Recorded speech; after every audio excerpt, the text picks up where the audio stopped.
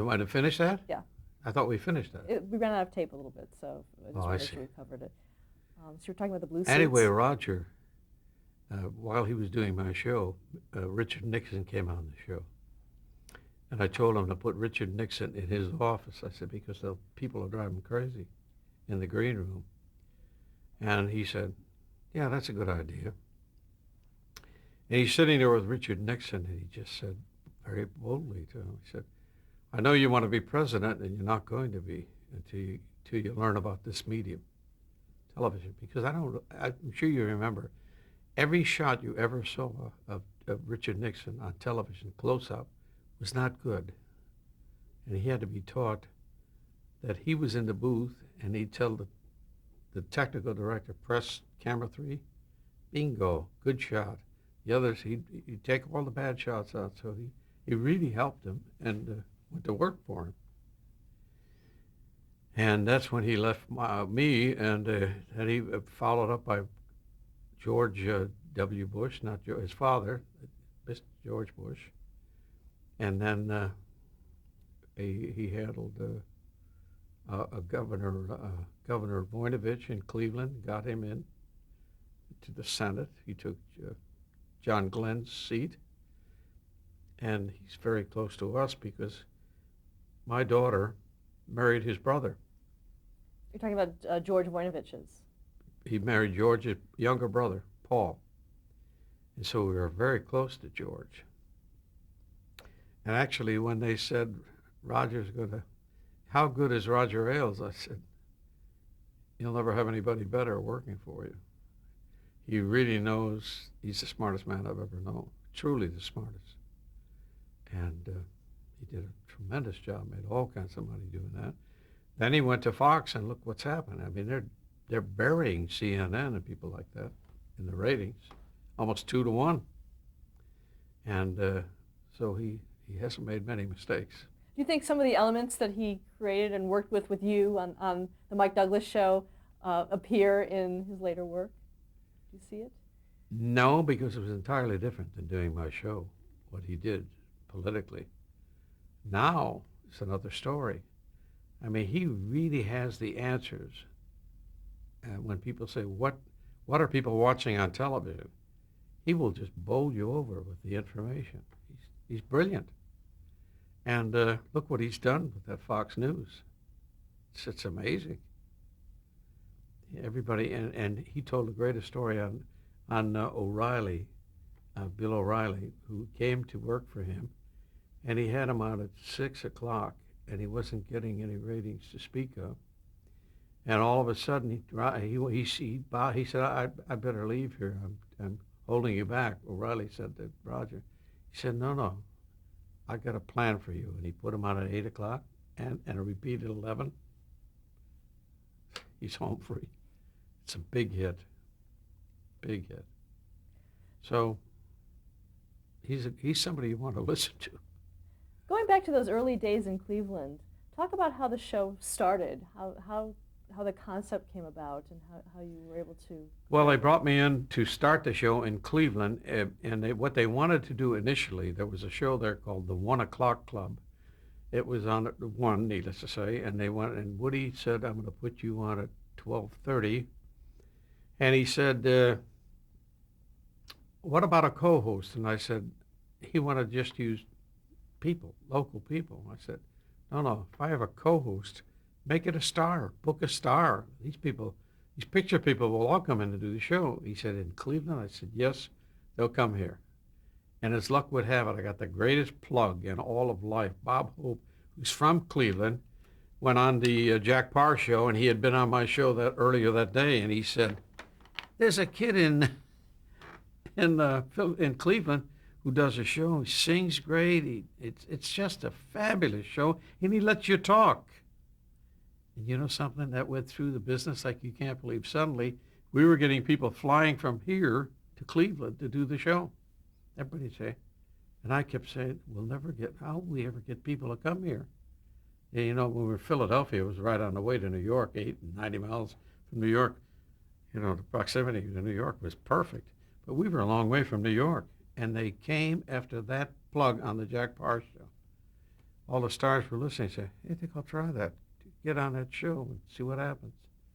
And I would let comedy, comics do their whole thing, and if need be, set them up for jokes, which I love doing anyway.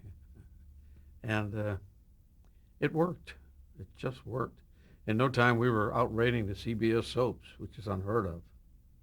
And that's what really did it. And the show, we had impetus going all the time because the show grew like Topsy. I mean, they'd come in one day and say, we're in Chicago, we're in New York, we're in Los Angeles, we're here, we're there, we're in Nebraska, we're in Omaha. And it was exciting. And it rubbed off. Those kids they were with a winner, they were saying to each other, and they worked their tails off. And all of us did. And it worked. It was such a happy show. I mean, everyone on it was happy to be there and knew something was going to happen. And because the first thing they did was put us on their other 4 stations. Cleveland, we were on, and then Boston, Baltimore, San Francisco, and Pittsburgh. And it just, all of a sudden, we're on here, and it caught on just like wildfire. I was so happy about how it happened. And it was exciting. It was something to jump up and down about every day. And it rubbed off on all of us. And I had people on that show. I had a director on that show that I've never been with a better director in my life. And unfortunately, he got very, very ill at a tender age and passed away. His name was Ernie Sherry. He was just brilliant. But these people that worked for me have got tremendous jobs now, all of them. You go down the list. I'm so proud of that. Well, talk about the concept of the show. If someone had never seen it before, what would they see when they turned on their set in for those first years in 1962? Say, what would they have seen? 1962? Yeah, what would they have seen? We had a little girl named Barbara Streisand come in to do the show in 1962 because her manager wanted to sign me. He wanted 3 clients. He had Barbara, he wanted me, and he wanted the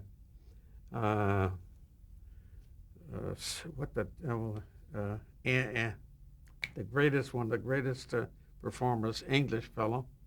So What Kind of Fool Am I? All the great songs he wrote. Honey, who am I thinking of? Oh, I'm sorry, Anna. Didn't mean to wake you. It was in movies and everything. I'm having a blackout on that name. Anthony Newley. That's his 3rd client he wanted. It was, and she's still with that manager. And when she was booked to come on the show, and listen, 5 90-minute shows, Barbara Streisand, $1,000 we were paying her. So he called me on the phone one day and said, Mike, you got to get her a job in Cleveland. So she's got a lot of bills to pay, and she's got an apartment to pay for. And I said, Marty, I'm not a booker. He said, but you're wired in that town, you know everybody. So I went to a little place called the Little Intimate Room, owned by you-know-who, those fellas. And I walked into the place, and I played the first 4 sides that Barbara did for Columbia. Sleeping Bee, the greatest song, and Happy Days Are Here Again, 4 sides. You get goosebumps when you hear these records. And this little guy had a cigar dangling in the corner of his mouth. He said, is she any good? And I said, you'll have to sell Westinghouse to buy her in about a year. And I was right. She went in, and we went to see her in the crowd. But she sang there. People were mesmerized. It was incredible. A small little room. And Chateau it was called, in Lakewood, Ohio. In a tiny room. And then he got around to saying, how much do you want for her? And I just picked a figure out of the blue. I said, $2,500. He said, here was his entire interest. Will you mention her every day on the show? And I was afraid not to be honest with you. So I said, yes, I'll mention her every day, maybe a couple of times in a day. And I did, and she came in, and I remember she'd come to rehearsal, and she'd be doing this. She didn't want to sing. And then the red light would go on. We were live, and you get goosebumps listening to this girl. She was so incredible, just incredible. And she was very young, and she's married to Elliot Gould at the time. They were doing a Can I Get It For You wholesale Broadway show. She managed to do my show for a week. I think she took some time off and let the, I'm having a blackout on names. There was a girl who backed her up, who was, she's now in movies. Forgive me. She's as memorable as almost as Barbara, but not quite. And I remember she came on my show also. But nobody was like that girl. There's never been anybody on the show that's caused that much excitement. And they actually said, out in the head office in the building, this man, who should remain nameless, said to me, "You hired that kook? We're paying her $1,000." And I said, "George, that kook is going to be the biggest thing in this country in no time. And just because you don't like her, you're just dead wrong. She's going to be tremendous." And next thing you know, she was in movies, and she was really something. How did Barbara Streisand do as a co-host? She was wonderful, wonderful. And we got down, we were playing games. She played as a child in New York on the street, and with bottle tops, bottle caps. We did everything imaginable with her. She was tremendous. And people were so intrigued by her because when she'd sing, people were mesmerized. Their mouths would be open listening to her because she's spectacular. She really is. Did you sing any duets with her? I sang with her, by the way, a lot of duets. And those tapes, I've never told this story, but those tapes were deep sixed because they didn't think she was worthwhile by a lot of very important people. And to this day, I've had Columbia Records call me and ask me if I had any copies of those. They're going to put the records out commercially of she and I singing together, which I would have loved. But this man didn't think she had it, and he was just the manager of the station. He didn't have the muscle that the people in New York had. How did the concept of the co-hosts come about? Oh, I never finished that story. There was a show opposing us when we started called 1 O'Clock Club. There was a very brash young guy on there, and this wonderful older woman by the name of Dorothy Fuldheim, who was so sharp, so bright, and they were doing very, very well. But Woody put us on a half hour ahead of them, and we took over the #1 spot in the ratings very, very quickly. And I will say they did a tremendous promotional job on every station break. All what they put on the screen was my name. It would say, on every station break, Mike Douglas. And people were walking around saying, "Who's Mike Douglas?" I hadn't been on the air yet. And it was a wonderful promotional thing they did. And it worked. I think Woody had something to do with that. That seems like Woody would do something like that. And it was everything he did was right. And I'm very appreciative because he did a tremendous job.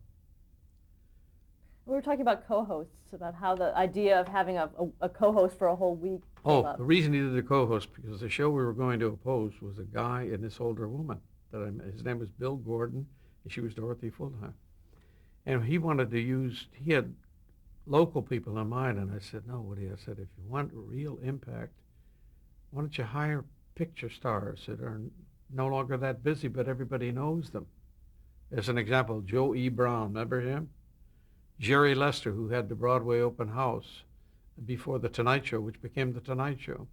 People like that, who I knew, and I had worked with Jerry, and it worked. It just worked. And a new one every week. They would just do 5 shows. And everything he did, everything just clicked. It was something that probably will never happen again, but I'm very fortunate to have made that move at the time. We really didn't want to. I remember my wife saying, Cleveland? In other words, what's playing there? An awful lot is playing there. It's a great town. In fact, we lived there for a long time when I went off the air. And it got to be too ridiculous. We had the home in Florida and that one there. And we were back and forth and finding the right people to take care of the home. And got to be such a headache. So we just decided to spend the rest of our days out in Florida. Now, early on, when the show first started, it was live, right? It was live, yes. And until I had Zsa Zsa Gabor on the show one day in Philadelphia. And we had Maury Amsterdam on the show who had a story. You could say to Maury, barbers, plumbers, he'd tell you a story on every one of them. And he was just great. And Zsa Zsa was the co-host. She was sitting here and Maury on the other side. And she decided to tell a story, a funny story, Zsa Zsa Gabor. So I turned it over to her and she started to tell the story. And when she got to the punchline, absolutely there was not a sound. And then Maury said, Zsa Zsa, you forgot. And he said, here's what the punchline is. And he said the punchline, got a howl. And she turned to him and said, Vayu S-O-B, you knew this. I started to curse. And I'm sitting there in shock. And all of a sudden we went to a break and they ran in. They said they're going to take the show off if you don't get her to stop. So I just turned to her and I said, Zsa Zsa, if you do say one more thing out of line, if any more profanity, and I will excuse you. She said, you wouldn't do that, darling. I said, try me. And she shut up. She wouldn't do it after that. But that was the end of our live television. And in those days, you might be interested in knowing that in those days, CBS would have a guy standing between the cameras, a censor. Everything was looking over. After that, that's what happened. And I was so proud. I did Masters and Johnson one day for 90 minutes. And I will openly admit that I stacked the audience with University of Pennsylvania students, bunch of sharp young kids, and in 90 minutes we had one bleep. A young black chap stood up and he was a little graphic about how he described a certain area of the body, and that was the only thing we had to bleep in 90 minutes. I'm kind of proud of that. And then with Masters and Johnson, I mean, no one had them on the show ever. That was the first. And these kids were so sharp, and I asked the greatest questions. And those are the kind of things that you can't forget. What other censorship issues were there? After that, we just taped, and they would seldom bleep in the tape. Well, we had Richard Pryor for a week, and we had the floor covered with bleeps. You know, we had to really. That's the first time we really edited the show to that extent. And Richard, I always thought, and I still think, Richard's probably one of the funniest human beings ever. You could just say anything. You could say, I read where you bought a new car, and he had bought this Ferrari. He went into the funniest story about driving this car and the experience it was. And that was wonderful. But then all of a sudden I brought Sly of Sly and the Family Stone on the show, and I'm not sure that they were both sober. And it was a disaster. I mean, I had to stop everything about 3 or 4 times. And yet I forgave him because I know Richard was probably, I don't know, he might have been using something at the time. In fact, both of them, I'm sure, were using something. And that was kind of a sad experience. Then when he had that terrible experience and he burned himself, I wrote him a little note in longhand and signed it. And we were in Hawaii doing the show, and of all things I see Richard coming toward our table, and I didn't know whether it was going to be a friendly visit or what. And my wife just quietly said, Richard Pryor is coming over to, came in right for the table. He came over to thank me, put out his hand, said, thank you so much for that nice note. I appreciate that. I was in shock. So I haven't seen him since then, but he's terribly ill, as you know, at the moment. but he was just brilliant. It was such a waste. Nobody funnier than that man. But he grew up with the neighborhood language and all, and it was difficult for him.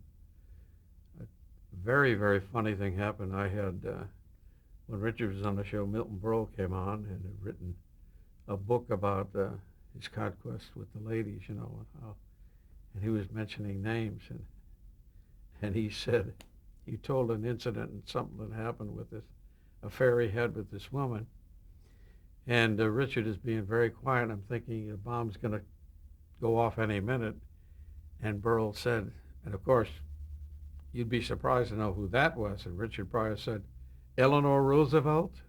I have never heard a laugh like that in my life. In my life. And it almost got to the point where they're going to be doing this, and I had to step in between, and Richard was livid, and some of the language he used we had to take out, but he told Milton Berle off.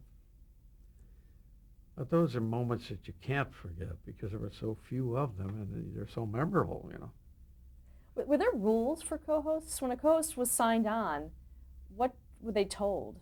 How much information were they given? Well, you can't use those words. He used that street language. You can't do that. Oh, I got about 8 of those stories in my mind right now about what happened. People remember little Olga Corbett? She came on and he did the most awful, vile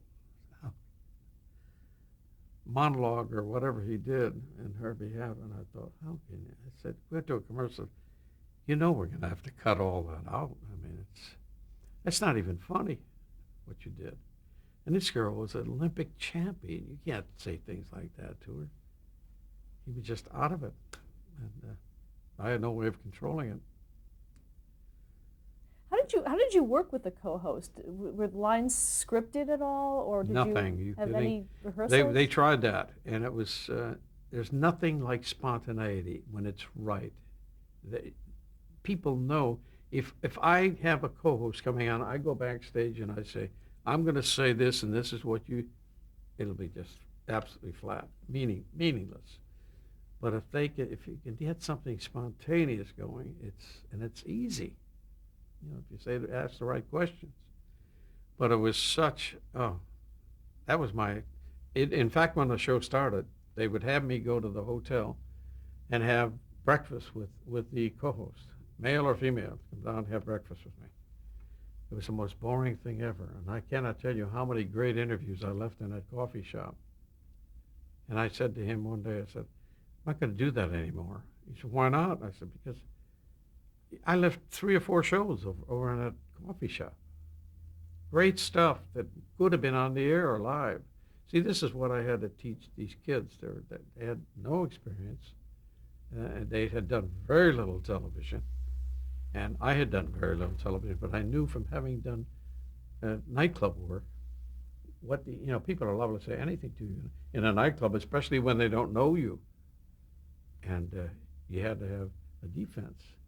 And the best defense is a great offense. So I learned that very early, and it was tough teaching them because they wanted you to rehearse everything. I never went to the meetings, never, because I knew I'd leave it. And I stole a lot of that from Jackie Gleason. I did his show many times. He would never, the first tryout, the walkthrough of the show, he would not be there. He had somebody just walking through his part of the show. I said, why do you do that, Jack? He said, because it's only funny once. Once the crew hears it, it's funny. But once they've heard it the second time, they're not going to laugh, and I needed that laughter. He was right. But how many people have a photographic mind like he had? I mean, you'd sit at a script meeting with him. And Art Carney, first of all, I sat in the wrong chair the first day I sat down. Sat in Art Carney's seat, which was right directly across from Jackie. They came over, were very nice about it. Mr. Douglas, that's where Art sits. Ooh, excuse me, moved over. Now, there were 6 or 7 people at that table. The second day, we all had scripts in front of us, except Jackie. He knew your lines, his lines, his line. he had the photographic memory. He knew every word. It's spooky working with someone like that. So I remember the first time I was doing a song called "The Windmills of Your Mind" by Michel Legrand, who had 1 million words in this song. You know, and just one of those songs. Beautiful, but tough. And I went crazy learning that song because it wasn't Moon, June, and Spoon. It was from a circle to a spiral to the wheel without a wheel. And it was a lyric. And I learned that, and there were no cue sheets, nothing on that show that resembled a cue sheet. Art Carney used to write dialogue and put it in his hat, take his hat off, put it down. And it was hysterical, but Gleason would know every word. And he'd come on, and that first take, the laughs would come. He never changed it, never changed it. And that's when I learned how important spontaneity is, watching people like that. How much would you know about a co-host coming in? Did you have research done on them, or? I had not a whole lot to say, and then later on, they would always check with me and say, how about so-and-so? And sometimes we had unfortunate things happen. We had Paul Anka booked, and he was very hot at the time. It's a long time ago. And they had the American Legionnaire's disease. Do you remember that incident in Philadelphia? He wouldn't come near the show, and it was like 24 hours before he's supposed to have been in Philadelphia to do the show. We heard that he wasn't going to be there. And that's really tough when you all of a sudden you have no co-host, and you're missing out on a lot of people that we book. See, we would have a co-host and book people that they knew, so they'd be very comfortable on the show with friends. And we had that all done with Paul Anka, and 24 hours before showtime, we got the call. And nobody's that important. That's a terrible thing to do. But I don't mind it because he had a good reason for not coming. But he could have called sooner. So how did you handle it? How did the show go? We got somebody. That's how we found people like Billy Crystal, Michael Keaton. We had what we called bumper acts. And I didn't know Billy Crystal from a load of hay, nor did I know Michael Keaton. They were just comics. And we'd be stuck for something. He'd say, get that kid. And what kid? The Crystal, Billy Crystal. He never forgot being on my show. I've used him as co-host a couple of times. He was fantastic. He's one of the great talents. And it's been a lasting friendship there. A lot of them forget. Did you see it right away with him? Pardon? Did you see it right away with Billy Crystal? Oh, yeah. And Michael Keaton, he was so good on the show. I remember one day he turned to me, and we weren't talking to him at the time. Michael Douglas was on the show, the actor. And he turned to me and he said, when we went to a commercial, he said, do you know what my real name is? And I said, no, I don't. He said, my real name is Mike Douglas. I said, you're kidding. He said, no, I couldn't use it because of you. He said, oh, well, I'm sorry. Now, Lap Dizab, about a year later, I see him on the Tonight Show. Michael Douglas is sitting next to him, and he said, I had to change my name because of you. Michael Douglas said, really? Yeah, he said, I wanted to call myself Michael Douglas, and you were there. That's show business. Stop there to change the tape.